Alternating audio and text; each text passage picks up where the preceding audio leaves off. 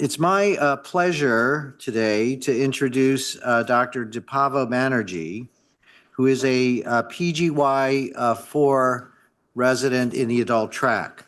He is the current chief resident of psychopharmacology and outpatient psychiatry. Dr. Banerjee completed his undergraduate degree at UC San Diego and medical school at Midwestern University Chicago School of Osteopathic Medicine, where he also received a Master of Biomedical Sciences degree.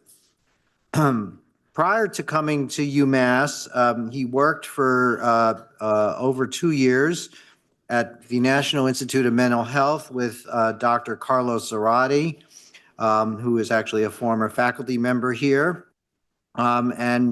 While he was at NIMH, Dr. Banerjee researched biomarkers of treatment response to rapid-acting novel antidepressants, including neuroimaging software to reconstruct neurocortical surface maps of patients and healthy volunteers, and with a particular focus on the glutamate system.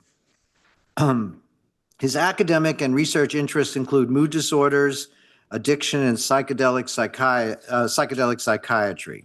And we're happy to know and announce that he will be staying at UMass after graduation, where he will be starting an addiction psychiatry fellowship in July. Let's give a warm welcome to Dr. Banerjee.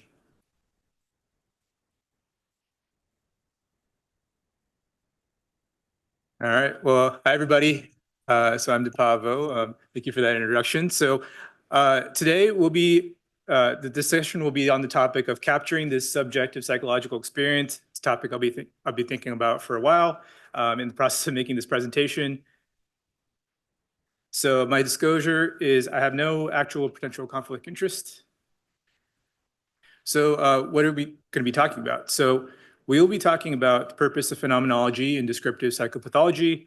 We'll be talking about its history, how it compares to other approaches that we know about currently, how society and cultural influences affect how this method goes, and potential future applications, including AI and psychedelics with this approach.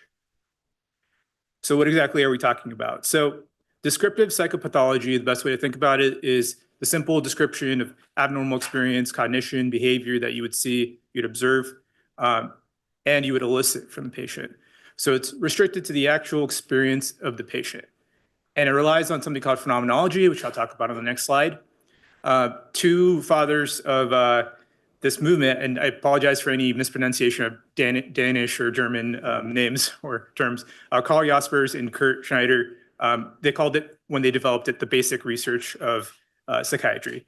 They felt the individual should come first, and that describing their pathology was essential in understanding them. And this method involves empathic assessment of the patient's subjective experience and observation of the behavior and putting those two things together. So more about Jaspers. So he attended the Heidelberg School in Germany. They had Jaspers there, Schneider, among others. He was influenced by Immanuel Kant and Edmund Husserl, which we'll talk about in the next slide. So he wrote a book, Jaspers did, called General Psychopathology. And in this, the method of phenomenology was introduced. So he argued understanding the patient or subject experience, which he called Verstehen, was essential versus explaining what the patient was experiencing, which is called Erklärung. So explanations tend to come from the outside, understanding comes from the inside. And this is how he described the view of psychopathology. So phenomenology makes descriptive psychopathology understandable, generally.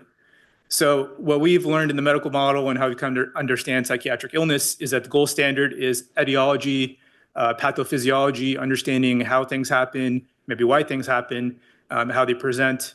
The phenomenology method is taking the lived experience, how we exist physically in the world, and interpret through human consciousness what events happen to us. So in the process of phenomenology, you need to have detailed knowledge about the patient's background culture, their family, their environment, what their essentially their rat cage is in a way of describing, like what is their environment, what is their influence from what's around them. And this cannot be a snapshot in time. So you need to view the patient as a dynamic individual somebody experiencing many different things, others experiencing conflict with them, just a very dynamic model of subjective experience. This cannot be learned from a book. Many have tried to write books about it. It doesn't capture fully the subjective experience or lived experience of patients. The way to do this is to examine and test hypotheses with the patient that you're interviewing to come to an understanding rather than trying to attempt to explain it from your understanding of what they're going through. So Edmund Husserl, he established the school of phenomenology. So he was a German philosopher. He defined phenomenology. He had a student named Alfred Schutz who continued the work. So Rene Descartes had this idea of mind-brain dualism. So the mind being separate from the body and the brain. Thought, I think therefore I am. And many of these thoughts, he kind of rejected them, saying that it's all connected. Our subjective experience or lived experience involves all elements, involves mind and the brain. And they describe some concepts that I'll put on the slide: intentionality, bracketing, and typification. These are essential in capturing the subjective experience. So what is bracketing? So bracketing is attempts to make explanations about the patient, making assumptions, presuppositions. Those need to be put aside in the process of capturing the experience. And this allows for intentionality. So what is intentionality? You allow consciousness to be directed towards objects in terms of the patient interview.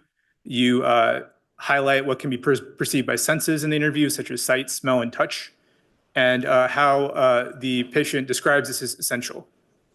So the essence of the subjective experience can be drawn out through intentionality. So one example, a lot of these are abstract concepts. One example that I came to understand was, how do you describe a coffee shop versus like a clothes shop? So one would commonly think of coffee shops where you go in, you exchange money for coffee, you get the coffee, you drink it. That is different from a clothes shop where you go to a clothes shop, you view clothes, you try them on, you get you buy the clothes, exchange money. So that is a very simplistic perspective on how to get the essence of what something is, what the subjective experience is. So once you get the essence, you find out what the typification of the patient is. So what is their understanding of what they perceive in consciousness for their experience to be? So they may attach labels to things. So some of the labels we talked about, like coffee shop, clothes shop, but more abstract things are also labeled. So like grief is more abstract. Sometimes we think we have an assumption about what grief is, but that might not generalize, and each individual can have a subjective experience of grief. So it's important to understand what their subjective experience is and typify that so you have a better assessment.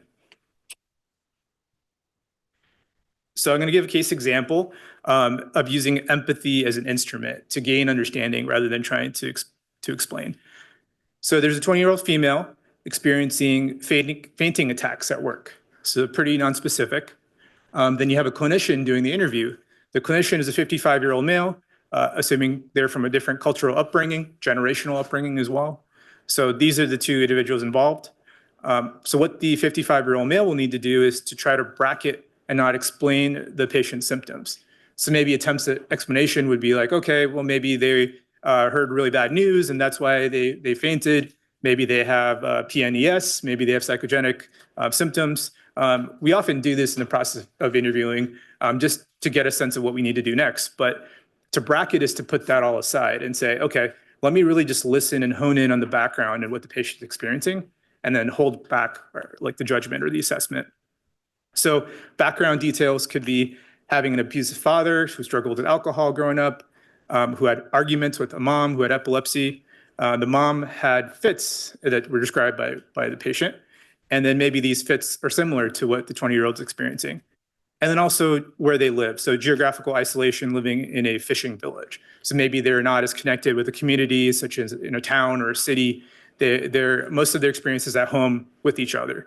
So these are all important elements to know before coming to a conclusion or assessment or explanation about what patient might be going through. So we recently had a presentation, I believe it was like a case conference about ease and psychopathology in schizophrenia. I think it was done by Dr. Mayer. with one of our residents. So what is ease? So this is an example of a phenomenological interview. So ease is examination of anomalous self-experience. And this is a scale that was conceived in Denmark. The overall process of ease is it's a likely interview, and it starts with a stream of consciousness type approach. So maybe the patient comes in, you just ask them, tell me about your life. Tell me about where you come from, what you do. And there's a period of time where the patient's allowed to speak freely. Ease is targeted towards individuals experiencing early psychosis. So you really want to hone in on how they view the world, what they're experiencing. These things are important to start with. The interview is done in a semi-structured fashion. So you'll try to highlight aspects like abstraction of thought, thought blocking, those kind of things, but in a really non-checklist way, just in the process of them describing their experience. So there's 5 domains with subtypes that may capture subjective experience more precisely. So in the process of going through those 5 domains in a semi-structured way, you will actually get to the essence of what it might mean to view the world differently in psychosis. For example, a word, Gedanken, laut worden, meaning patient somehow internally hears their own thoughts as they think their thoughts. Maybe one particular description that the patient might say, or you might try to elicit. So ultimately, you could ask them about how they hear their thoughts, and you may come to a mutual understanding that it's internally hearing and then thinking while hearing. So just like I was mentioning before, it requires hypothesis testing and trying to come to an understanding rather than trying to explain before doing that. So in phenomenology, there's form and content. So many of us are probably more familiar with form. So this is a description of the structure of the symptom. For example, like a delusion. So say you have the delusion like a persecutory delusion, like there's hockey sticks in embodied form coming after you to try to attack you. You may be able to elicit this again and again. So every time you ask them, they'll be like, okay, yeah, I told you just like before, there's hockey sticks coming after me to attack me. So it has an element of constancy. You can, again, get the delusion through interviewing multiple times. However, distinct from form is content. So this is how the patient will describe maybe their delusion or what you think is a delusion. So this could be understood by culture, status, age, life events, location. There'll be a story, a picture of how they viewed the hockey sticks, how they came to understand it, how, when they first started. So a lot of this content will be very important to the patient. But you as a clinician might not think it very important. You might try to be in the process of diagnosing it, maybe trying to go through the criteria of psychosis or schizophrenia in your head. But in the process of doing that, you might lose some of the rapport with the patient because the patient might find it not interesting that you're trying to ask about specific symptoms that they can't relate with. They might be very concerned and paranoid about the hockey sticks or what might happen next. They might think that you're not actually taking them seriously. There's many possibilities, right? So it's really tough for us as clinicians because we have to be concerned with both form and content. And often we put content aside and think about form and making a diagnostic evaluation. So like I was saying before, culture is really important. So of course, we can't all know everything, but we have to be aware of certain factors that might be involved in a subjective experience, what the patient's philosophy is, what their religious beliefs are, political, social beliefs. This really informs your assessment and can also color your understanding when you do the interview. And one benefit of phenomenology is it can increase cultural education and sensitivity. So maybe you learn from a patient something you didn't know about a certain culture or the way that they view their own culture. So we are a melting pot, or so they like to say in America, right? We live in a multicultural, transcultural, intercultural world. More people travel, more people immigrate, but no culture can really claim that its ways of evaluation, representation are universally valid. You can't just say like we view things a certain way in America, that must be universally true. So we have to challenge these assumptions and try to gain a better understanding of how others from other cultures and situations come to us. So we all encounter cultural situations and objects that we don't really know about. And we must strive towards understanding. Edmund Husserl, who I talked about before, in his writings described like a life world, which is pre-cultural, meaning some of the elements of like race, ethnicity, nationality, they don't really come into play when a patient describes a subjective experience. They're actually just some pure experiences that are not colored through content like that. And that's been challenged by many people because it doesn't account for cultural difference. You might actually end up with assessment that's very inaccurate because you don't account for cultural difference. One example of this is Chinese culture signifies red as maybe joyful or delightful. Other cultures may think of red associated with blood or violence. There's many different meanings that can be derived from a simple concept such as color, and these elements can show up in the interview, but it's important to clarify what it means. Another example is very commonly known: the cross is holy for Christians, not necessarily for Buddhists, but sometimes elements come up that might be similar to what you personally experienced through your cultural background. So what happens if the cultural understanding doesn't really happen? You can get something called epistemic blinding. So what is that? So when you have a diagnostic system or a viewpoint particularly developed in Western world or global North, whatever you want to call it, it can be overvalued as compared to the global South. Maybe you don't really think about how they view mental illness or how they culturally signify not feeling well. So you go through your own diagnostic criteria or your own perception or assumption about what they're experiencing. As we know, the DSM is pretty uniquely American. It does draw from schools of thought in Europe. It's a consensus-based type of literature, so it's not culturally universal. It's not meant to be. It doesn't claim to be. But you can also apply the same criticism to phenomenology and descriptive psychopathology because it was conceptualized by the Heidelberg School. So like I was saying before, Edmund Husserl thought that things could be cultural blind or pre-cultural, and we can view subjective experience through that lens, which has been challenged. So this is some research that I did with Agapa Kispel before medical school. I was very lucky to work with him. We tried to validate in a large Brazilian sample something that he called the rule of three or the red sign. What these descriptors signify is potential for bipolarity and mania, maybe mixed symptoms, just looking at a spectrum of disorders and trying to decipher from the experience of Brazilian individuals what they have that could signify bipolarity. So this was done in a fairly large sample. It was self-report, which can, of course, cause issues and limitations. 34,505 individuals, 22% with mood disorders. That was unspecified at the beginning. They had 29 different factors or biomarkers that we looked at. A multivariate analysis then looked at 11. So questions were fairly open-ended in trying to ascertain what the experience was. So things were asked like, how do you manage finances? How many tattoos do you have? How often do you curse? Are you recognized for artistic talents? And when the analysis was done, we found that some of these factors had odds ratios of 2, 4, even greater in predicting bipolarity. So some of the factors that we looked at are like talent and poetry, which had odd ratio greater than 2. Related to the rule of 3, there was 3 religion changes, 3 marriages, greater than 2 tattoos, at times over than 60 sexual partners, and then circadian dysregulation, so day-night switches in schedule.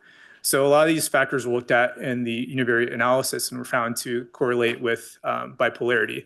And of course, correlation does not imply causation, but it's very interesting to see from a Brazilian perspective what the subjective experience holds in relation to bipolar features. So I looked at a larger paper in making this grand rounds called, and the title is Prioritization of Psychopathological Symptoms and Clinical Characterization in Psychiatric Diagnoses. So this was a narrative review. It went through the systems that we are familiar with in diagnosis and framework like RDoC and DSM, and looked at how we can incorporate phenomenology and the limitations of those systems because they don't incorporate phenomenology. So one concept that was brought up in that paper and other papers that I reviewed was reification. So what is reification? Simply it means like making things real. In this case, a diagnostic label or feature. It's the assumption that mental illnesses exist outside observers' conceptualization. So it's an actual concrete thing versus something that abstraction has been derived from an interview. So often we treat labels as things, like things that are that we can use to also determine other things like treatments. So categorical diagnosis are real entities rather than based on abstractions, this is a view. There's also an assumption that categorical diagnoses exist naturally and they're not dependent on characteristics of the rater. So every time there's someone who does a rating scale, the assumption is they don't have a particular bias culturally, maybe in the way that they view mental illness. It can be very difficult to account for that in studying things, but we make a lot of assumptions in doing interreliability and reification of diagnoses.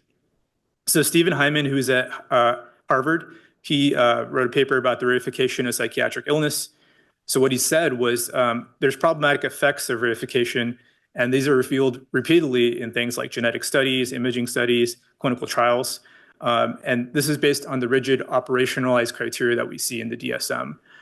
So, for example, meeting like 5-night criteria for MDD, or having a cutoff for a time period like 6 months in schizophrenia. These are very operationalized criteria. And this could be a poor mirror of nature. They could put us at risk for blind spots, and we can miss individuals who are overdiagnosed. So in talking about overdiagnoses, tracking from DSM-1 to DSM-5, and now it'll be TR, it is TR, diagnoses and number went from 106 to 245. And this opens up to the criticism of over-pathologizing human experience. Like, are there really 245 diagnoses? How much overlap is there? How much comorbidity is there? And the thought is, from this paper, is that most psychiatric conditions are dimensional, but we fit them into, or try to fit them into categories and make them categorical. The most recent edition looked at cross-cutting symptoms. So, for example, maybe depression is in multiple domains across different disorders. So they try to look at the extent of depression and how we can categorize those things. But you can't fully address comorbidity and overlap. And it can be very difficult to do that, even with other systems as well. So the other system that the paper talked about is ICD, or the International Classification for Disorders. But that also is operationalized, and they have their own criteria that are like DSM. So both DSM and ICD, they're called neo-Kraepelinian because this approach of making things operationalized based on criteria, based on a certain number of symptoms in a certain time. They were an approach used by somebody named Emil Kraepelin, who is widely known in psychiatry.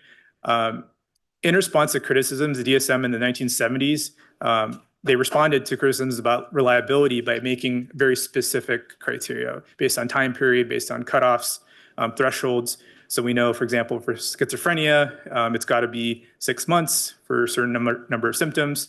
ICD talks about 1 month or more. So they're trying to capture chronicity from a subjective experience to make a very specific diagnosis so we can communicate about schizophrenia easily. But what this does is it causes like heterogeneity in diagnoses.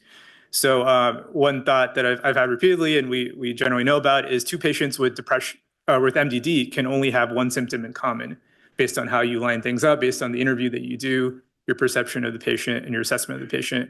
And this is kind of a pitfall of operationalized criteria. If you're trying to fit a patient into the MDD box, you try to look for the 5 of 9 that you need to make the diagnoses. And there's a paper in 1971 in the Archives of General Psychiatry where they looked at the American definition and diagnosis of schizophrenia versus Britain. And they found that in the American definition, it was much broader in terms of incorporating the diagnoses.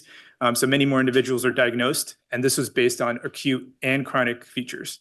So, and that led ultimately in DSM-3 and 4 for them to make that operational criteria based on time period. But they found that British and American psychiatrists made substantially different diagnoses based on operationalized criteria. So this problem of reification resulted in difficulty developing treatments for conditions that are not contained in DSM. So once the DSM was developed, multiple editions were developed. The NIMH and other sponsoring institutions, they really emphasized the DSM, and studies, preclinical and clinical, were targeted towards approximating DSM definitions. And then ultimately after that, the FDA used DSM criteria and the results of clinical trials to make indications for certain treatments. So if you have operationalization criteria and then there's blind spots in it, those blind spots will continue throughout the level into clinical trials, into drug development, into marketing of drugs. So what the paper that I was talking about a few slides ago suggested is the development of transdiagnostic scales that look not necessarily on certain symptoms or operationalization criteria, but other thresholds for diagnosis that aren't just based on categorical diagnoses. So things like progression of symptoms, going from something like mild to moderate to severe, that could give you an indication of if a treatment's working. Additional symptom development compared to the baseline, a worsening measure of functional impairment. One type of scale that kind of already does this, it's called the Sheehan Disability Scale. There's other scales that have been validated that look at functional impairment rather than necessarily like meeting a certain number of symptoms or threshold.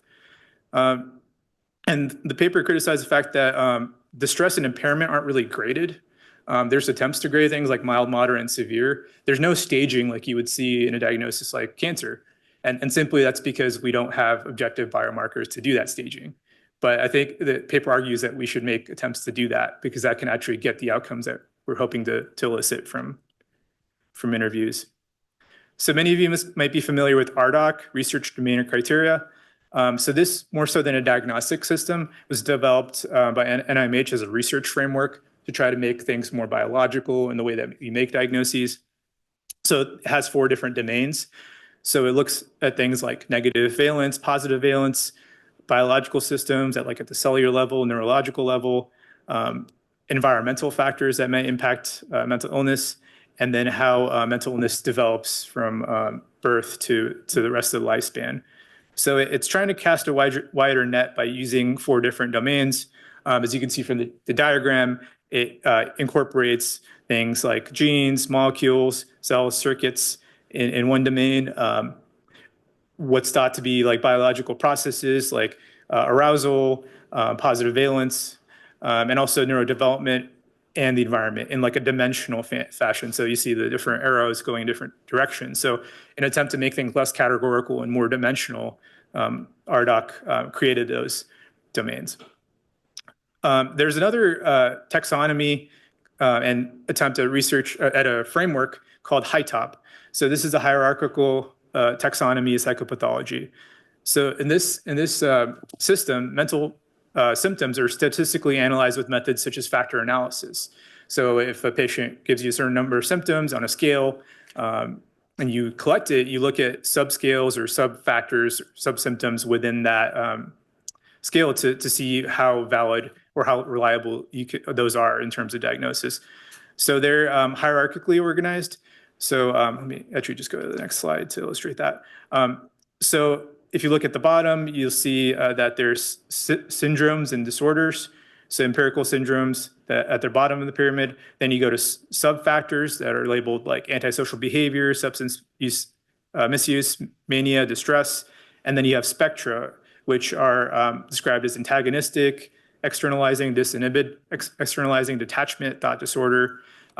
So this is along a spectrum. So this tries to make the analysis more of a continuous and more spectrum-oriented analysis rather than categorical. But the limitation is it still makes different categories that are of its own rather than the ones that DSM or ICD might use. So it's still trying to conceptualize and understand by using terms like internalizing, which is more self-focused, and externalizing is more outwardly focused. And then at the bottom, HiTOP puts DSM diagnoses because this is based on what's described in DSM just to correlate with each of these things. So for substance misuse, you might say like cocaine use disorder, alcohol use disorder. You might put cluster B here in antagonized, externalizing. So at the very bottom here, you're still trying to correlate with the existing understanding in terms of DSM. So that is a limitation of that. And then you have the Psychodynamic Diagnostic Manual, or PDM. This was developed to do research in psychodynamic therapy and get a better understanding of personality. DSM and ICD did that in a different way. DSM uses factor 5 and looks at factors such as extroversion, agreeableness, openness, but the PDM has multiple axes. So it has a P-axis like personality structuring, M-axis looking at mental functioning, and S-axis about symptom patterning. What I looked at in terms of the PDM in relation to phenomenology is that the S-axis examines subjective experience in terms of the patient's overexpression. But these are, with psychodynamic theory, based on unconscious elements, not necessarily what the patient looks like, what they describe to you subjectively in an interview. There may be elements that are not available consciously to the patient that you're getting in that assessment. So it's not exactly descriptive psychopathology or phenomenology. You're getting a different approach. So looking at all the systems we just talked about and then getting back to this phenomenology, what are some of the limitations? So phenomenology relies on a lot of qualitative data from a semi-structured interview. So that can be pretty hard to standardize into a framework or a system. And like I was mentioning in the previous slide, phenomenology can't be concerned with the unconscious because what you see is kind of what you get with the patient. They're describing their subjective experience. They may not be understanding of what unconscious elements they're giving you, so that it can't really be studied with descriptive psychopathology. And then phenomenology doesn't really address neural or organic substrates of the mind, maybe it's like RDoC would. So looking at genetics, neuroscience, and biological models, you're not going to really get as much information at this point with phenomenology, the way that the study is. And then you may be thinking, based on the EASE exam that I talked about before and the way that you may do an interview with descriptive psychopathology, is that this can be really time intensive, right? We all have limits on our time. Sometimes patients go on and not give you useful information about their subjective experience. So it's very time and resource intensive, and that's certainly a limitation. So thinking about applications for the future. So artificial intelligence is everywhere. I recently went to the ACNP with Dr. Rothschild. Many of the posters and presentations were about artificial intelligence, about diagnoses, about how it'll affect our practice. So I thought to incorporate this into my presentation and see how phenomenology can inform artificial intelligence. So what it could do from the paper that I read is that it could provide perspective on consciousness develop intelligent systems. So it's kind of like our inputs from our human subjective experience are going into machine learning with all our biases, with all our cultural differences. Those are going as an input into these systems. So can we understand ourselves better through AI, or is it just mimicking and distorting what we already know about ourselves? But in building machine learning, we can improve mental capacities of AI to create a sense of subjectivity that's like human subjectivity or like a first-person perspective. So that's what phenomenology could offer to AI. It can also clarify to what extent artificial intelligence can replicate what humans are like. And this can be a scary thought because we all have seen in the media, like, oh, are there going to be self-aware, sentient robots who are going to replace us in our functional capacities? Phenomenology can try to inform to what extent that might be possible based on the understanding of what it is like to be human. So the study can help inform that. So phenomenology can also be detrimental for artificial intelligence studies. So we can be misled into thinking language learning models fluency equates with intelligence, understanding, and intention.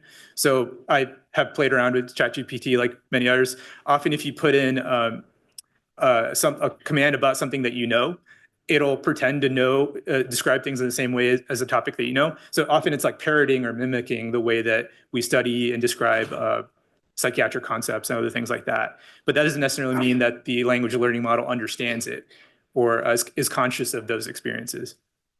So because artificial intelligence doesn't have what's called embodied cognition, so having the physical body, having all your senses, having your being in the world and having influences from everything, it doesn't have that. So how much can we trust that cognition in terms of intelligence, right? So it doesn't have a lived embodied experience described like a human would.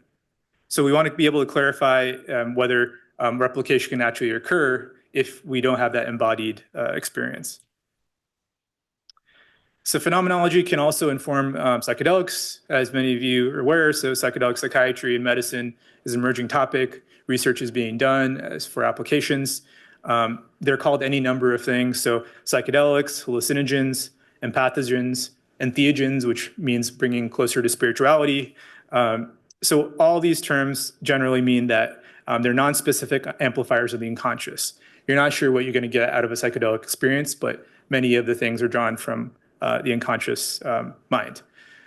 So this is a subjective experience when you're having a psychedelic experience, but since it comes from the unconscious, it can't be described necessarily by descriptive psychopathology or phenomenology. And it doesn't have necessarily conscious correlates, right? So your living, waking experience might not have anything to do with what you experience through psychedelics.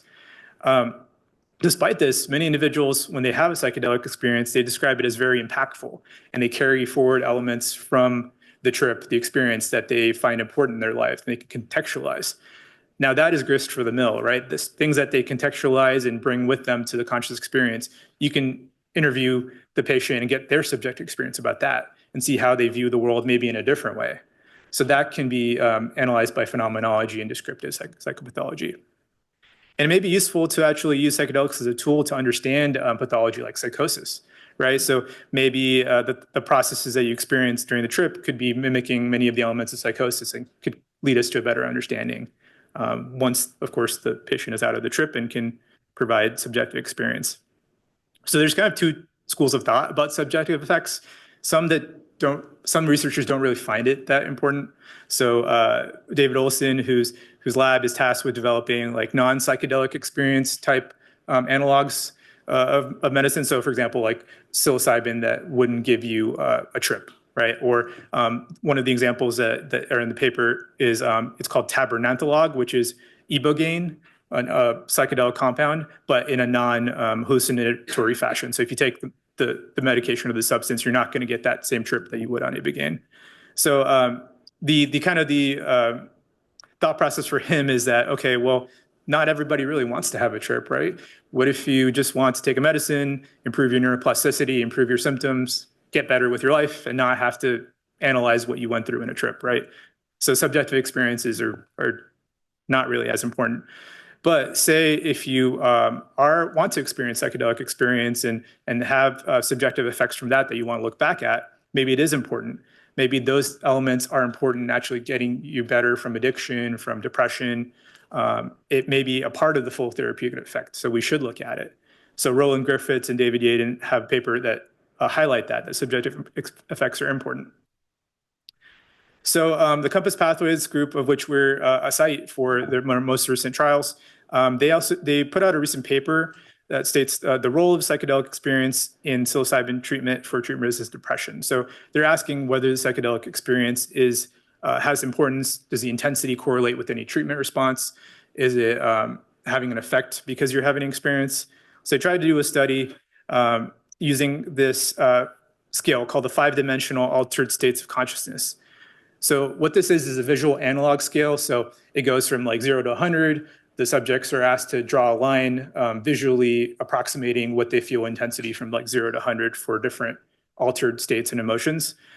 These are, of course, elicited after they're out of the trip, so you don't get inaccurate data. But they look at 3 different dimensions when doing this visual analog scale. So one is called oceanic boundlessness. Very difficult to describe. The scale attempts to do so, but what it can mean is a loss of ego boundaries. So feeling more connected with your surroundings, feeling like you are the world, or there's no boundary between you and others or in your life. Anxious ego disillusion, where you lose control over your thoughts are not your own. Visionary restructuralization, where you might see shapes and patterns and hear things that you might not in conscious experience. So they looked at these dimensions. And there's a wide variability in the sample about intensity. They did note a correlation between the dose, which makes sense, from 1 milligram to 25 milligrams in terms of the intensity of the psychedelic experience. Their primary outcome for the study was the relationship between psychedelic experience and the MADRS rating scale change at week 3. And this slide is an example of what can be elicited through the 5 ASC scale. So the patient would just mark along this line where they feel visually the statement makes sense. So was it much more than usual that they felt it? Less so. So I felt one with my surroundings. Worries and anxieties of everyday life felt unimportant. My sense of time and space was altered as if I was dreaming, and my perception were blurred. So those statements all fit into those 3 different dimensions that I was talking about. So since their primary outcome was at week 3, what did they find? So they found a moderate correlation between oceanic boundlessness and a response in MADRS score at week 3. So you can see there's a negative correlation. There's a lot of variability in terms of the change in depression symptoms and also in oceanic boundlessness. So it didn't find necessarily it was a strong correlation, but there was a correlation where the more oceanic boundlessness that they experienced, the more there was a reduction in baseline in symptoms from baseline of depression. So it's a possibility. More new research needs to be done, but there could be a correlation with the intensity of how much you feel something like oceanic boundlessness and how the treatment effect is. So to conclude about this presentation, so the phenomenological approach to psychiatry has a potential to generate new insights and richer hypotheses to advance research. It's important to consider individual, social, and cultural variations to get a better understanding of the patient's subjective experience. We do have existing frameworks and diagnostic criteria that look at the subjective experience, but many of those don't use phenomenology, or often they use it in a way that's not as useful. Artificial intelligence can make use of phenomenology either to our benefit or detriment. And then it's potentially interesting to see the intensity of subjective experience and whether that correlates with our understanding of altered states of consciousness and how we can improve mental health with psychedelics. So these are my references, and that's all I got.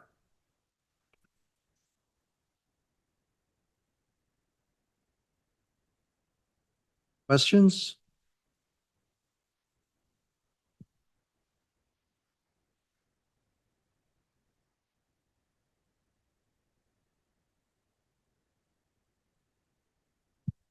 Thanks, Dipavo. That was a really interesting presentation. You covered a lot of ground, and I always love to hear people talk about phenomenology.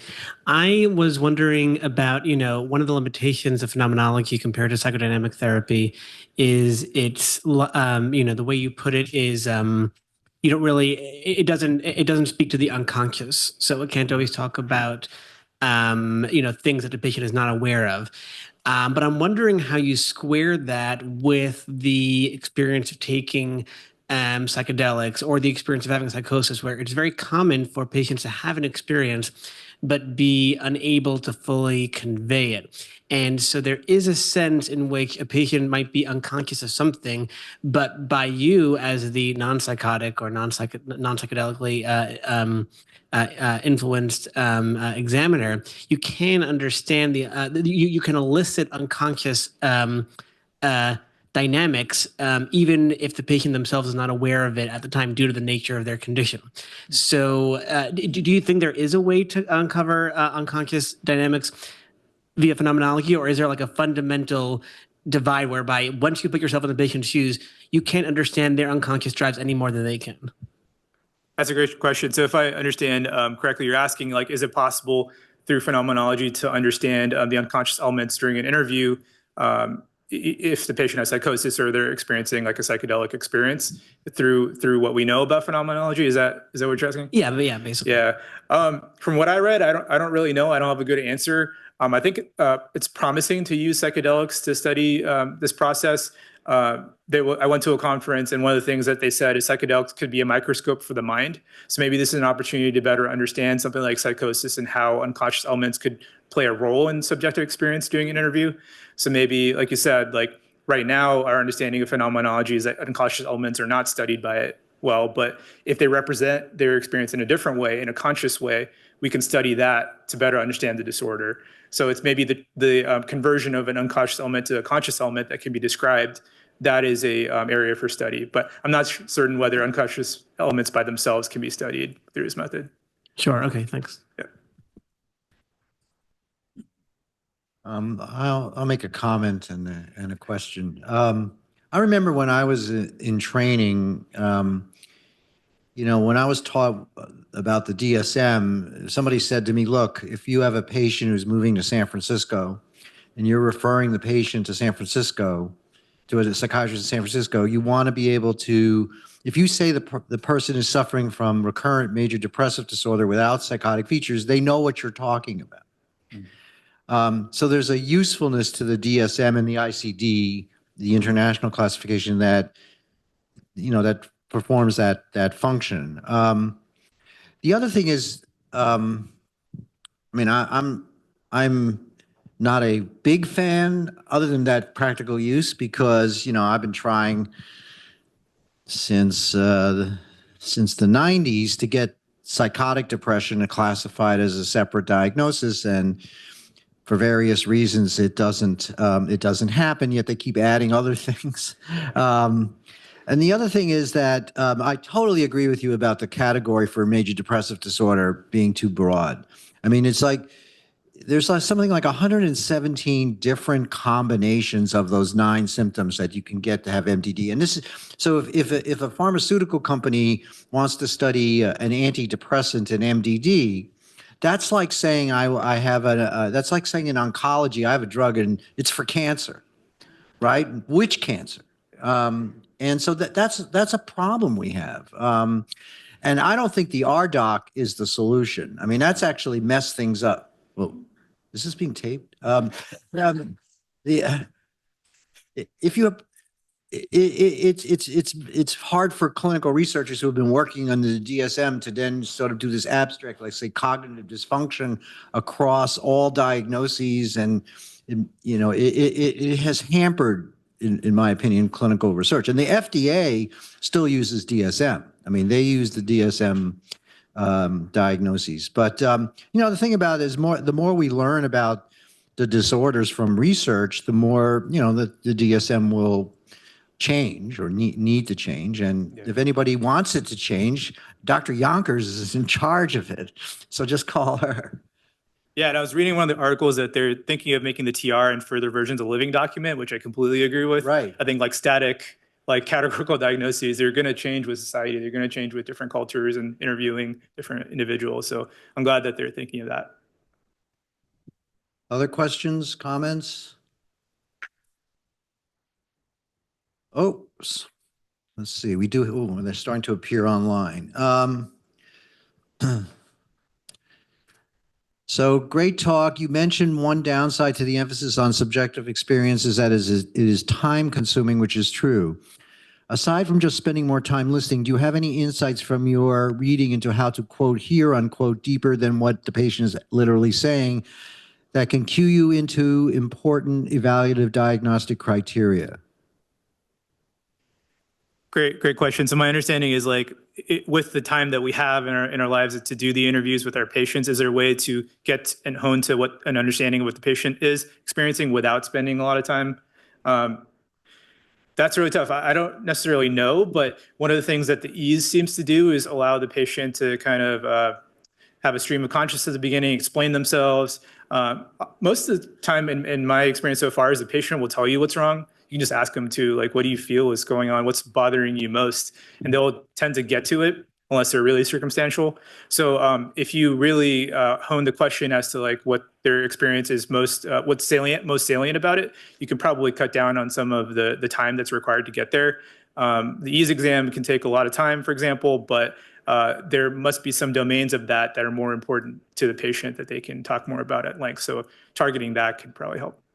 So that question was from Dr. Jonathan Carroll. Dr. Tracy Goodness says, wonderful presentation, Dipavo. Are there ways that you can envision to increase the training and dissemination of these additional assessment and diagnostic approaches in outpatient clinics, such as those here at UMass?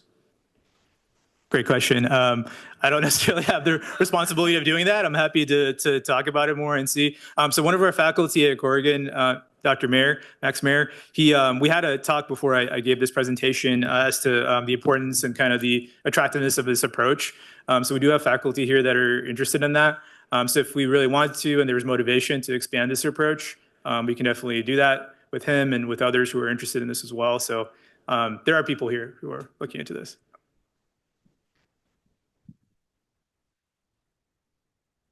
I'll just make another comment then. There has been consideration with the DSM, particularly when DSM-4 was being put together, about including biological markers in the MDD diagnosis. So like sleep study, or there was some talk at one point about the dexamethasone suppression test, but again, it never got through the various committees. The other thing is, when I remember when I'm dating myself, but if you look at the DSM, people have again, with depression, have said that, if you want to study treatments, you should have a much more homogeneous group. So it's either people with melancholia or psychotic depression would be an example of that.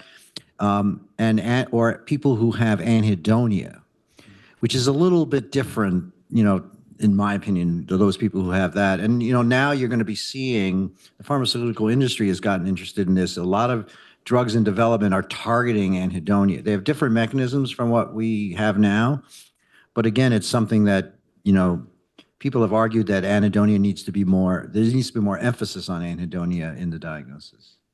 Yeah, I'm very interested in anhedonia itself. I'm also interested in the way that patients experience and say that they have anhedonia or like a lack of pleasure, what it exactly means.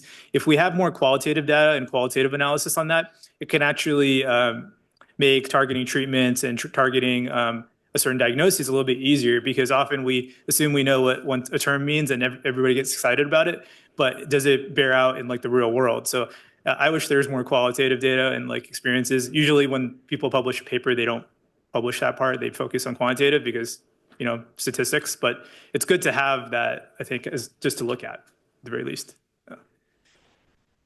All right. Well, thank you very much. Very interesting.